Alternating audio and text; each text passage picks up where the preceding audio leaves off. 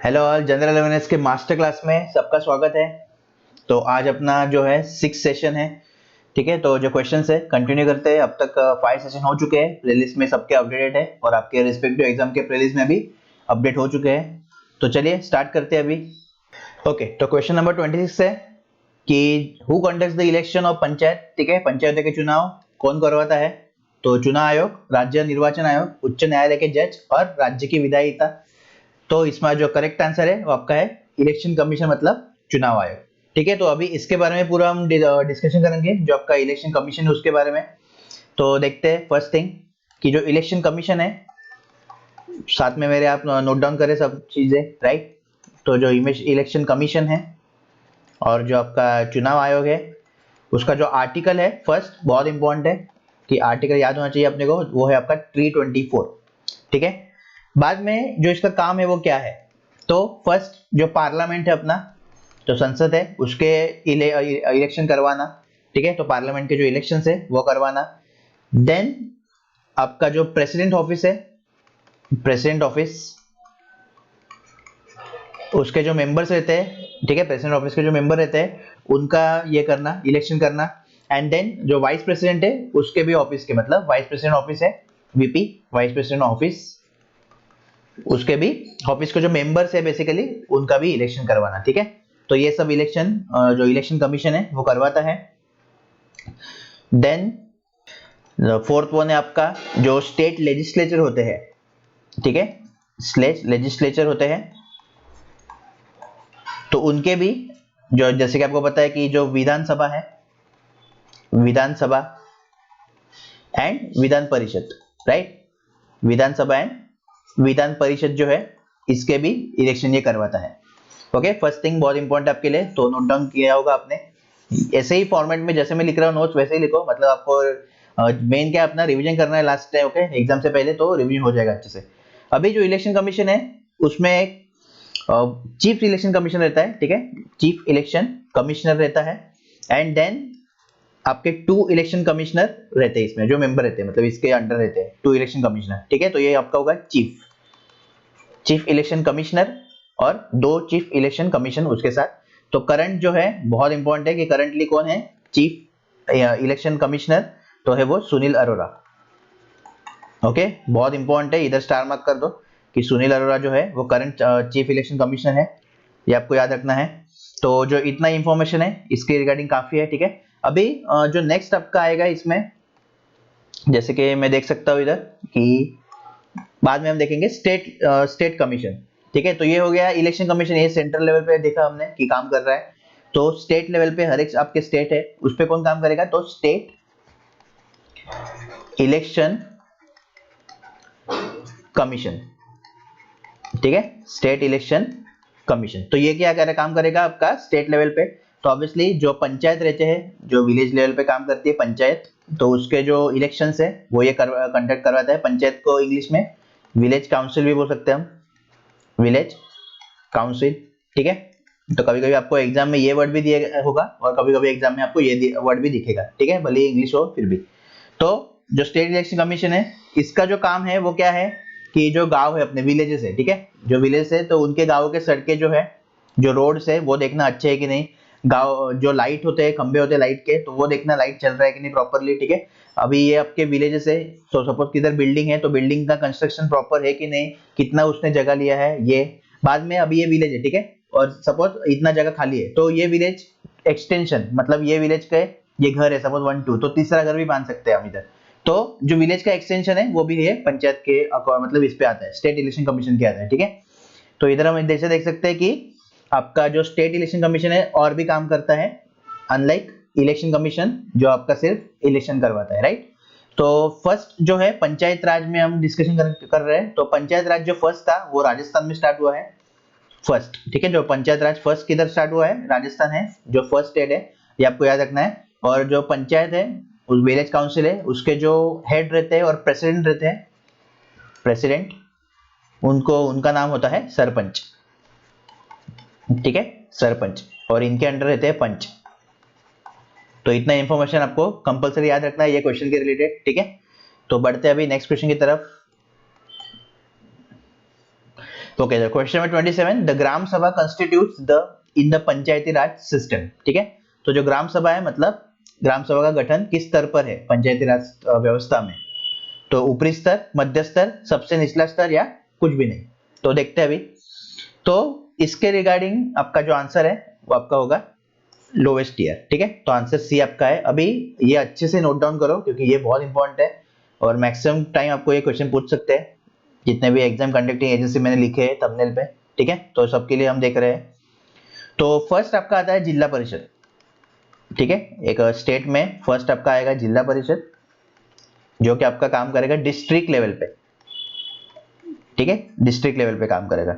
Second जो आपका आता है वो है आपका पंचायत समिति। क्या है आपका? पंचायत समिति। ठीक है, ये आपका ब्लॉक लेवल पे काम करेगा। जो सेकंड लेवल है उसको बोलते हैं ब्लॉक लेवल, और इसको अगर स्तर के हिसाब से माने तो मध्य स्तरीय बोलते हैं। इसको क्या बोलते हैं? ऊपरी स्तर। ठीक है, अपर टीयर। तो अपर टीयर की जगह कभी कभी आपको अपेक्स भी आएगा, थोड़ा आपको कंफ्यूज करने के लिए। बेसिकली टीसीएस यूज करता है ये वर्ड अपेक्स। ठीक है, तो ये भी याद रखना है कि अपेक्स टीयर आया मतलब ऊपर ही है। ओके, देन आपका ब्लॉक लेवल पे आ गया पंचायत समिति, एंड देन आपका लास्ट लेवल है जो है आपका ग्राम सभा और ग्राम मंडल। ठीक है, ग्राम सभा और ग्राम मंडल इसको बोल सकते हैं, जो कि आपका आता है विलेज लेवल पे। किस पे? विलेज लेवल पे। तो इसमें से अभी बहुत सारे क्वेश्चन मैं फ्रेम कर सकता हूँ। ठीक है, तो इसलिए ये जो टेबल है अपना ये आपको याद रखना है ऐसे ही, इसलिए इसका नोट बनाओ। और ये आपका आता है लोएस्ट टीयर पे और सबसे निचला स्तर पे। ठीक है, तो सबसे नीचे ग्राम मंडल विलेज लेवल पे है।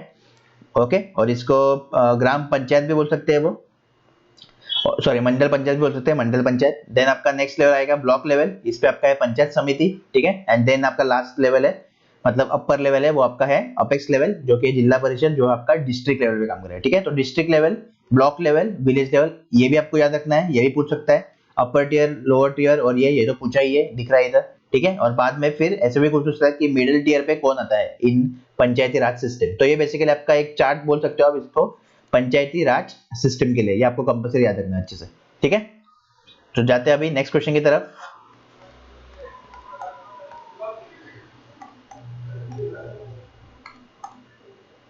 ओके, तो क्वेश्चन नंबर 28। ठीक है, क्वेश्चन नंबर 28 देखते हैं।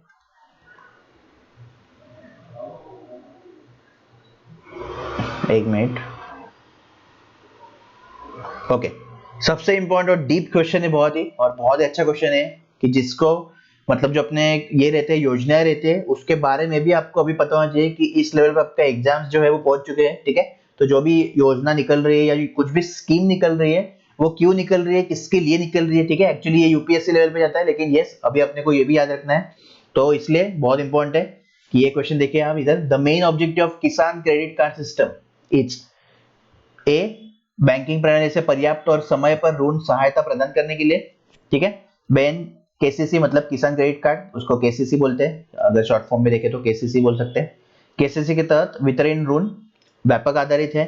देन यह अल्पावधि ऋण आवश्यकता के लिए एक कार्यशील पूंजी के रूप में इस्तेमाल किया जा सकता है। और डी, ठीक है, तो अभी इसका जो आंसर है, अभी देखिए ये बहुत इजी है, अगर मैंने पढ़ा भी नहीं है इसके बारे में। ठीक है, तभी मैं गेस कर सकता हूँ क्योंकि मुझे पता है क्रेडिट कार्ड क्या होता है। राइट, क्रेडिट कार्ड क्या होता है कि शॉर्ट टाइम के लिए मैं बैंक से लोन लेता हूँ। ठीक है, मुझे कुछ शॉपिंग करना है, सपोज अमेजन से कुछ मंगाना है, तो मैं क्रेडिट कार्ड नंबर डालता हूँ और ऑर्डर प्लेस करता हूँ और मिल भी जाता है मुझे। राइट, तो शॉर्ट टाइम के लिए अपने को मिलता है, बाद में आपको पता है कि ये आपको ईएमआई के रूप में अपने को बैंक को पे करना पड़ता है फिर से। ठीक है, तो जस्ट अगर मैं गेस वर्क करता हूं तो मैं आंसर टिक करूंगा ए, जो कि आपका करेक्ट आंसर है। तो to provide adequate and timely credit support from the banking system. ठीक है, क्रेडिट कार्ड कौन देता है अपने को? बैंकिंग ही देता है। तो बैंकिंग सिस्टम मतलब बैंक से तत्काल मतलब कुछ समय के लिए, छोटे समय के लिए, पर्याप्त समय के लिए अपने को ऋण मिलता है, मतलब लोन मिलता है। ठीक है, तो ये आपका है। अभी सबसे इंपॉर्टेंट जो है कि स्कीम जो है अपनी ये क्रेडिट कार्ड सिस्टम, ये जो स्कीम है ये लॉन्च की है नाबार्ड ने। ठीक है, नाबार्ड जो बैंक है उसने ये लॉन्च किया है, और ये 1998 में स्कीम लॉन्च हुई है। ओके, अभी नाबार्ड का फुल फॉर्म आपको पता होना चाहिए तो वो भी लिख लो कि नेशनल एग्रीकल्चर, नेशनल बैंक लिखो, national bank for agriculture and rural development. ठीक है, रूरल डेवलपमेंट। तो इसके लिए ये काम करता है, रूरल डेवलपमेंट बेसिकली नाबार्ड उसके लिए काम करता है। जो हेडक्वार्टर है नाबार्ड का वो आपका मुंबई है, ठीक है। जो नाबार्ड बैंक है वो फाउंडेड है 1982 में स्टार्ट हुआ है। एंड जो सीईओ है करंट वो है आपका जी आर चिंतप, ठीक है, जी आर चिंतप। तो ये आपको याद रखना है, G R Chintala, sorry G R Chintala, ठीक है। तो ये करंट सीईओ है नाबार्ड के। 1998 में स्कीम लॉन्च हुई है, किस कौन सी, किसान क्रेडिट कार्ड सिस्टम। क्या क्या है उसका पर्पस आपको याद होगा, ठीक है, इजी है याद रखना भी, मैंने बता दिया कैसे याद रखना है आपको। तो इस तरीके से याद रखना है। और बाकी एचक्यू हेडक्वार्टर मुंबई, ओके। और चेयरपर्सन भी लिख लो, चेयरपर्सन भी इंपॉर्टेंट है, चेयरमैन और चेयरपर्सन। तो ये है आपके हर्ष कुमार बनवाला, ठीक है। हर्ष कुमार बनवाला आपके चेयरपर्सन है। तो ये हो गया आपका एक। अभी नेक्स्ट जाते हैं फिर से 29 क्वेश्चन पे। प्रधानमंत्री ग्राम सड़क योजना के तहत ऑल वेदर सड़कों के माध्यम से ग्रामीण कनेक्टिविटी को पूरा करने के लिए किस वर्ष नई समय सीमा है, ठीक है।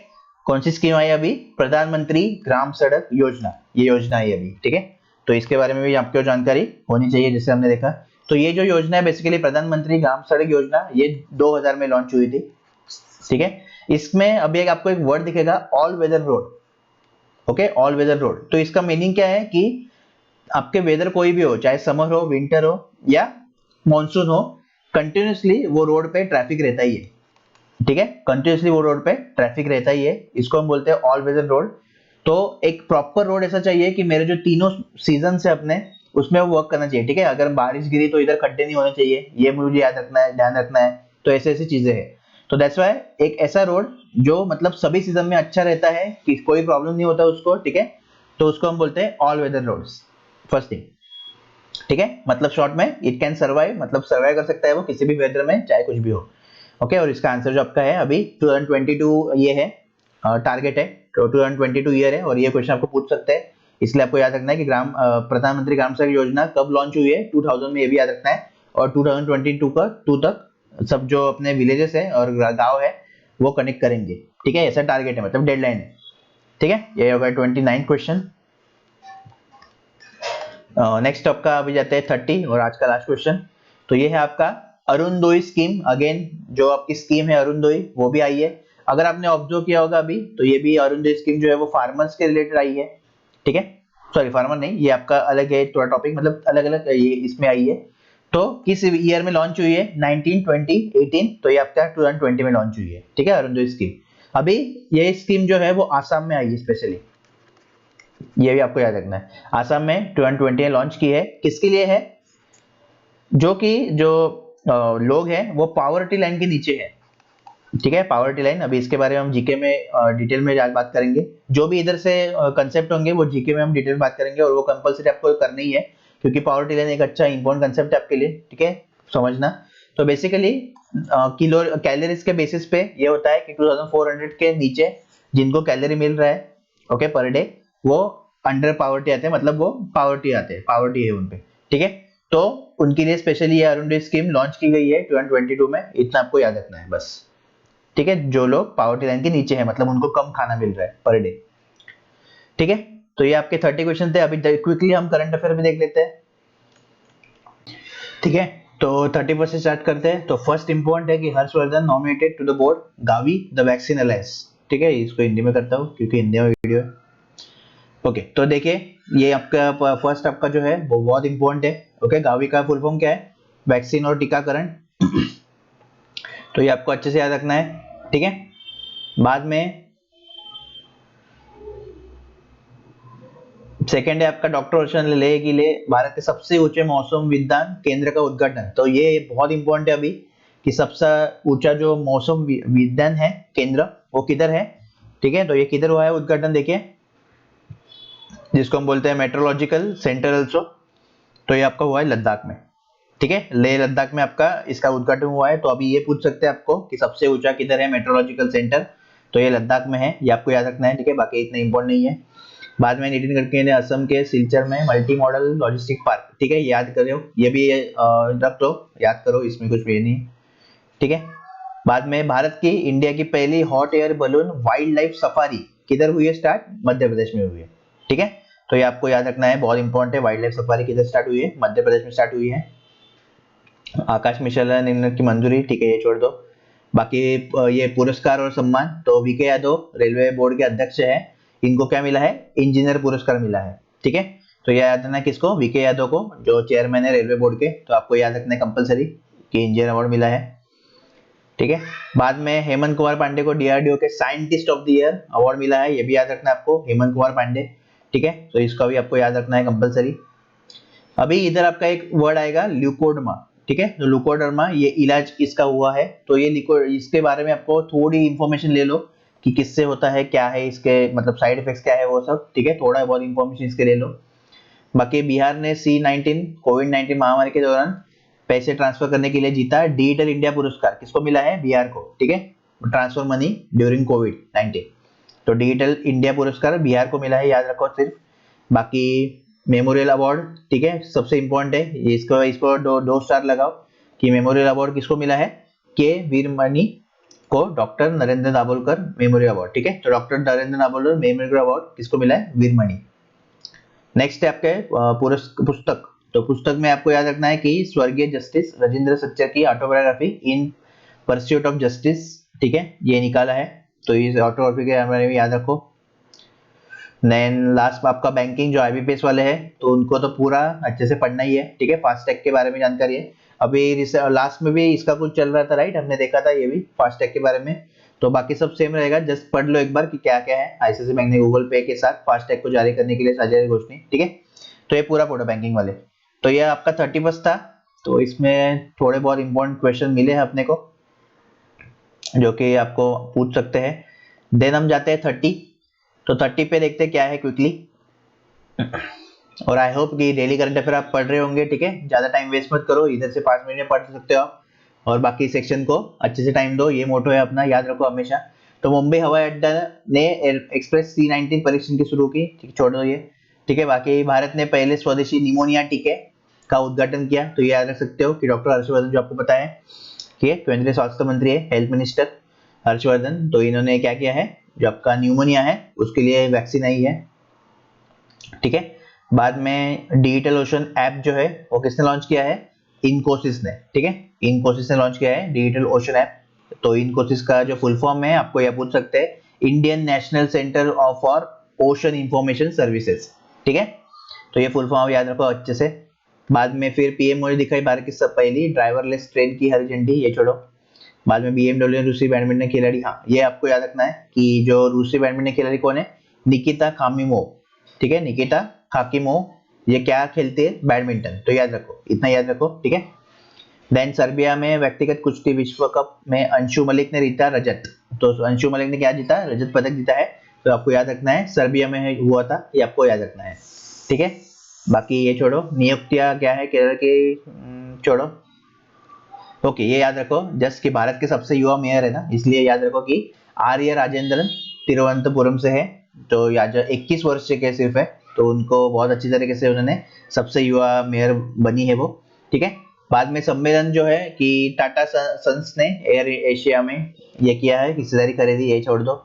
और बैंकिंग आईबीपीएस वाले अच्छे से याद रखो कि U small finance ICICI pru life insurance solution पेश करने के लिए टाइप किया गया। ठीक है, और इसके साथ क्विज बॉक्स भी अपने एप्लीकेशन पे अवेलेबल है, तो डेली क्विज बॉक्स का भी आप अगर दे रहे हो प्रॉपरली बैंकिंग अवेयरनेस के लिए दो, उसमें बहुत इंपॉर्टेंट एमसीक्यूज रहते हैं।